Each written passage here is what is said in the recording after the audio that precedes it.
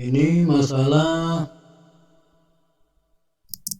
kita lihat tentang output uji multicollinearitas. Jadi namanya multicollinearitas itu adalah apabila antar variabel bebas atau variabel endogen itu terdapat saling korelasi atau hubungan. Ini di sini diambil dari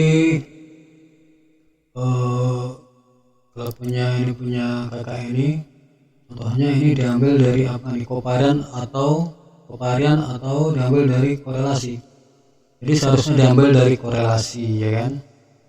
Kemudian katanya yang saya kirim ini kovarian. Jadi yang saya kirim kovarian. Jadi yang dipakai untuk molekularinitas korelasi atau kovarian dari korelasi.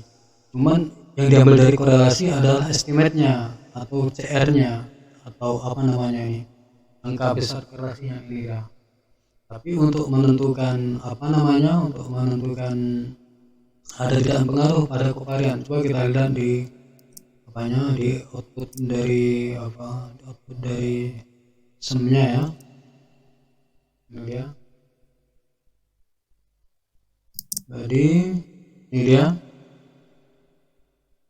Ini dia dari kovarian. Kemarin saya ngirim kovarian ini kan.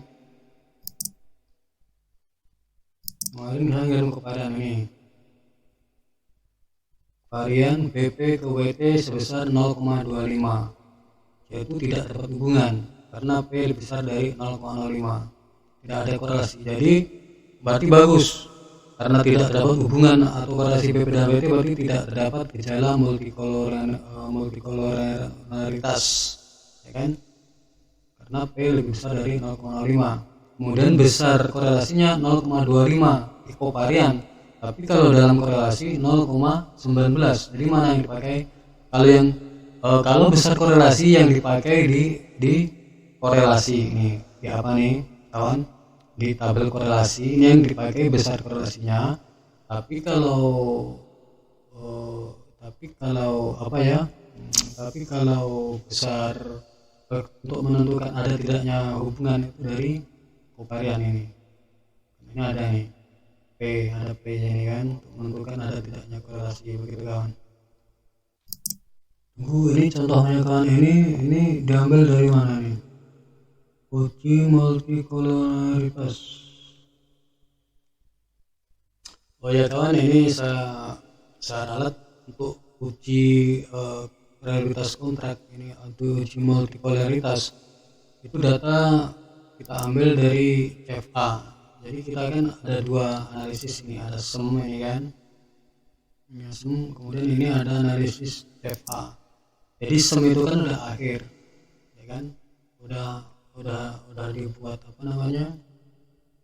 udah dibuat peta-peta kausal seperti ini, ya kan. Jadi kalau untuk uji data bagusnya yaitu seharusnya diambil dari CFA yang belum ada peta kausal, baru ada peta korelasi. Begitu kawan. Otomatis kita melihatnya melihat besar korelasinya tadi bukan dari sum, bukan dari sini. Ini kan ada juga nih, kita lihat ini dia nilainya, ya kan. Nanti ini bisa salah juga kalau kita lihat di sum ini, ya kan. Soalnya di sum ini kan udah kena potong-potong ini itemnya, udah kena delete, udah pengguguran.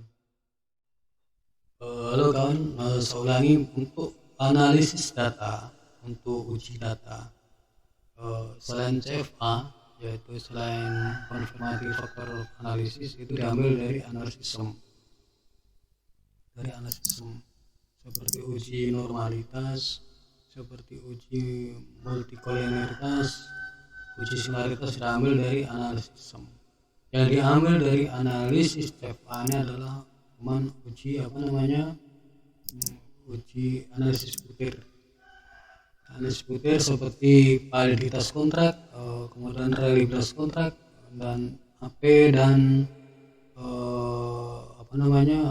diskriminan, itu diambil dari sini, dari CFA. Ada CFA seperti saya bilang kemarin adalah tanda panah antar variabel ini adalah tanda panah saring korelasi, artinya dua tanda panah ini kawan. Jadi jangan sampai salah mengambil data. Kalau kita analisis putar kita ambil dari CFA ini, tapi kalau kita uji data, kita menguji data, kita tetap harus mengambil dari SEM ini. Soalnya dalam PP dan WT itu sama-sama ada korelasi. Seperti contohnya dalam SEM ini korelasinya sebesar 0,02. Kemudian dalam CFA pun ada korelasi, itu harus hati-hati kawan. Korelasinya PP dan WT adalah 0,03. 0,03 di CFA dan 0,2 di SEM, jadi berbeda. Karena dalam SEM ini udah ada hubungan kausal seperti ini, tanda panah satu mata tanda panah. Sedangkan pada CFA itu belum ada, baru hubungan korelasi, makanya nilainya pun berbeda. Kita tahu bahwa dalam analisis SEM ini dianalisis secara keseluruhan, secara simultan kawan, secara bersama-sama. Jadi kalau ada satu berubah, yang lain akan berubah otomatis, karena bukan analisis jalur. Jadi analisis dalam SEM ini saling mempengaruhi. Kalau satu angka berubah, yang lain akan berubah. Dan dengan analisis jalur, yang akan berubah cuma pada jalurnya aja, yang jalur lain tidak. Kalau kita merubah salah satu nilai pada jalur tertentu gitu kan. Tapi kalau dalam SEM tidak, kita rubah nilai satu akan berubah nilai semuanya. Makanya kita harus hati-hati dalam menentukan output mana yang kita pakai untuk analisis data. Jadi kalau analisis putar diambil dari CFA, analisis uji data diambil dari SEM. Jadi sekali lagi kita lihat uji singularitas tadi, yaitu ada hubungan, ada tidaknya hubungan antara variabel bebas. Jadi kita ambil dari ini SEM, output SEM, yaitu dari korelasi. Kita lihat korelasi,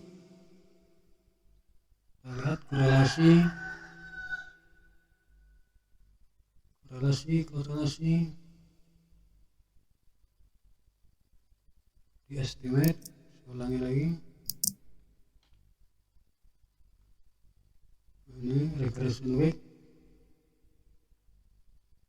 Nah ini dia, ada covarian. Covarian ini gunanya untuk melihat apa ya? Covarian ini gunanya untuk melihat ada tidaknya korelasi antar variabel bebas. Dalam punya kawan ini tidak ada, seperti tadi, karena lebih besar dari 0,05 P-nya. Kemudian estimate-nya ini adalah besar korelasinya, yaitu 0,19. Makanya tadi dalam PET diagram dibuatkan menjadi 0,02. Sedangkan pada CFA 0,3. Jadi kasusnya di sini rupanya saya baru sadar kenapa punya yang saya kirim cuman kayak begini, ya kan? Seperti kawan ini bilang, kenapa yang saya kirim cuman kayak gini bentuknya ini, ya kan? Ini sama ini, jadi kita melihat besar hubungannya ini untuk lihat korelasinya ini. Sedangkan punya kakak yang satu lagi yang udah duluan ujian itu seperti ini. Nah ini dia. Jadi saya baru tahu ini kakak ini diambil ini dari CFA. Nah ini salah nih kawan.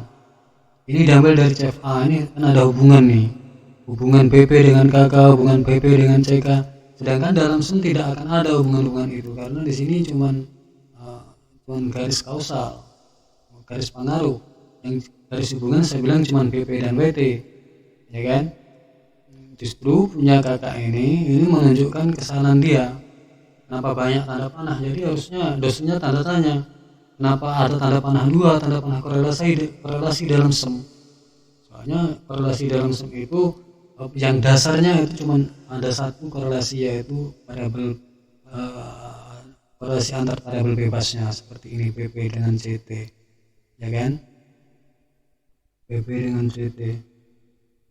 Ini punya kakak yang udah ujian. Jadi ini salah, punya kakak yang udah ujian ini salah. Ini diambil dari CFA, jadi hati-hati. CFA ini gunanya untuk analisis putar doang, yaitu untuk melihat validitasnya, reliabilitasnya, AP-nya, kemudian faktor diskriminannya bagaimana gitu kan. Atau CFA-nya, konfirmatif faktor analisisnya, hubungan-hubungan faktorial antara item dengan variabelnya. Jadi yang betul justru punya kakak ini, punya abang ini, punya kawan yang satu ini, ya kan? Yang baru saya kirim, kemarin katanya saya cuman mengirim, coba lihat, boleh tahu tujuannya kayak punya dia ini kawan ini mintanya kayak gini. Ini dari CFA, jadi tidak benar nih. Karena nilai hubungan korelasi antar variabel bebas CFA dan SEM berbeda seperti saya bilang tadi. Jadi harusnya diambil bukan dari CFA, tapi diambil dari SEM. Jadi tampilan SEM seperti ini, seperti yang saya kirim. Ini dia, ini tampilan SEM. Nah, tampilan covarian SEM ini untuk mengetahui ada tidaknya hubungan atau korelasi antar variabel bebas, yaitu BP dan BT. Di sini kita lihat. Ini nilainya 0,6, berarti di atas 0,05, jadi tidak terdapat hubungan. Jadi kesimpulannya tidak terdapat gejala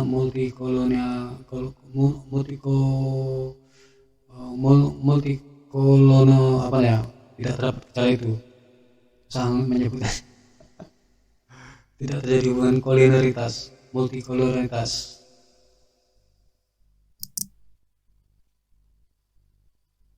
Jadi itu kawan. Jadi kita harus hati-hati dalam SEM ini. Uji multikolinialitas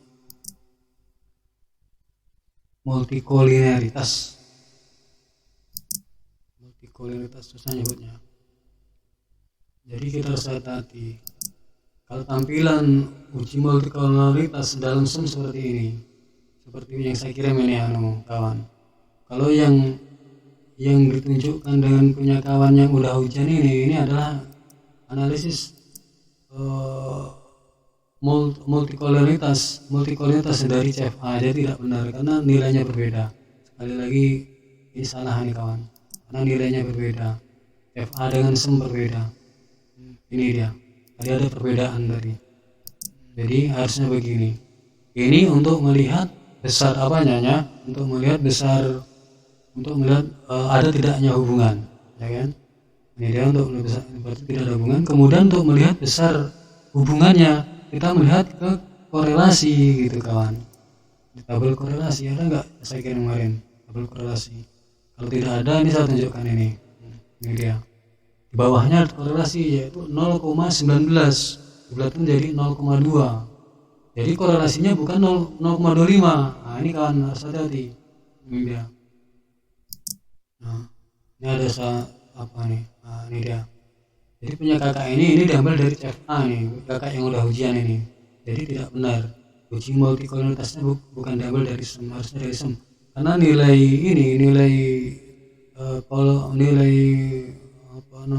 korelasinya berbeda antara CFA dan SEM. Itu. Jadi itu intinya. Kemudian ini yang saya kirim harusnya ini, ya kan? Ini kenapa saya coret ini kan ini covarian ini. Jadi covarian ini yang dipakai cuman ini aja P-nya ini. Untuk melihat ada tidak korelasi antara variabel bebasnya. 0,6 berarti lebih besar dari 0,5 berarti tidak dapat korelasi. Tapi untuk melihat besar hubungannya korelasi bukan dari sini, bukan dari estimat, makanya tanda silang. Tapi kita ambil dari di bawahnya lagi. Bawahnya lagi ada namanya tabel korelasi ini dia. Jadi inilah dia. BP dengan BT tanda panah 2 atau korelasi besar 0,19. Jadi bukan 0,025. Itu harus hati-hati kawan. Harus ada dua inti di sini yang harus kita catat. Untuk uji data bukan dari CFA tapi dari SEM. Uji data CFA dipakai untuk analisis butir aja, sedangkan uji data itu udah masuk ke SEM intinya kawan. Kemudian untuk melihat ada tidaknya hubungan kita lihat di P. Karena P ini adanya di covarian, kita lihat di covarian. Kemudian untuk melihat besarnya dari hubungan, kita lihat dari korelasi ini kawan, 0,19. Paham ya kawannya? Kemudian saya mau menyampaikan lagi ini yang ditanyakan kawan kita ini, output grafik distribusi nomor udah. SLF. Kalau minta kawan ini minta SLF berarti standar loading factor, berarti minta output apa ini CFA, berarti untuk uji analisis butir ya, keperluannya untuk uji validitas reliabilitas AV dan diskriminan. Inilah dia namanya loading factor. Loading factor dari CFA ini CFA kawan ya. Kita bisa melihat di sini korelasinya adalah korelasi tanda panah 2. Ini ada 2 nih, ada unstandard dan ada standar. Harus hati-hati lagi kawan. Kita ambil yang standar. Kalau yang unstandard ini masih dihitung, ini kan. Tapi kalau udah standar ini udah SLF, standar loading factor, inilah dia. PP dengan itemnya, PP dengan itemnya, ini dia. Jadi yang bagus adalah yang reliabilitas, katakan reliabilitas kontraknya bagus itu apabila loading faktornya lebih besar dari 0,7. Kalau kita lihat minyak kawan kita ini di atas 0,8 semua. Jadi semuanya memenuhi syarat reliabilitas kontrak. Jadi saya kasih tahu tadi, saya kasih tahu lagi ya, namanya reliabilitas mana tadi? Reliabilitas.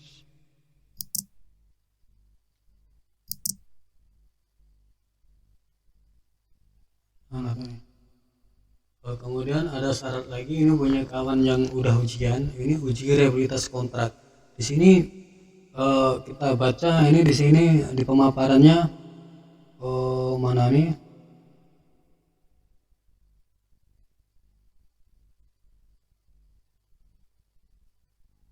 Nah ini dia yang saat tanda merah ini, sifat konvergen reliability yang baik. Jadi kita kalau uji reliabilitas tidak berbicara tentang konvergen.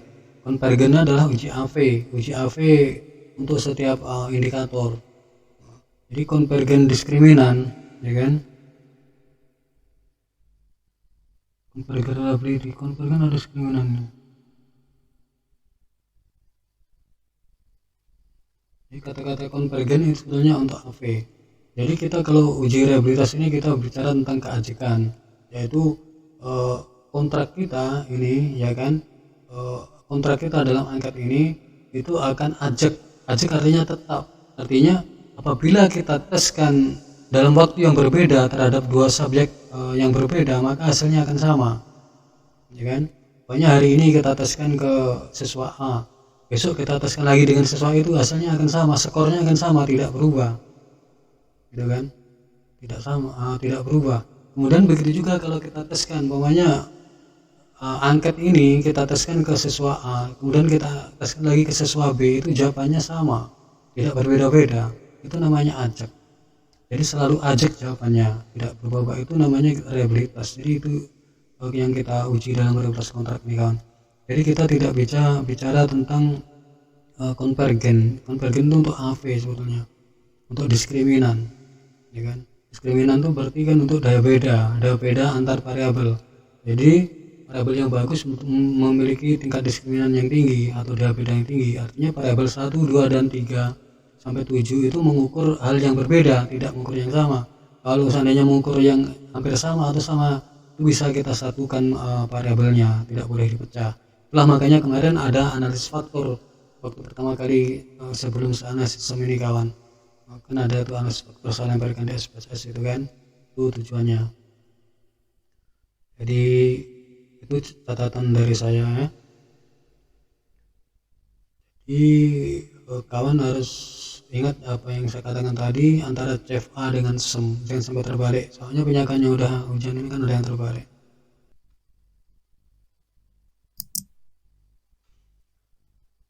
SLF, standar loading factor, oke. Standar factor diambil dari CFA seperti saya bilang tadi.